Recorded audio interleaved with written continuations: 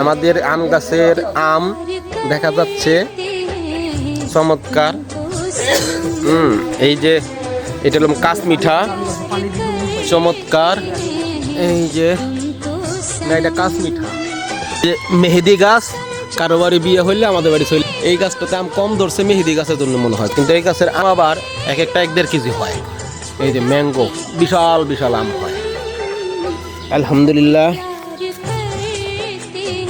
হ্যাঁ, এই যে থোপা, माशाल्लाह माशाल्लाह।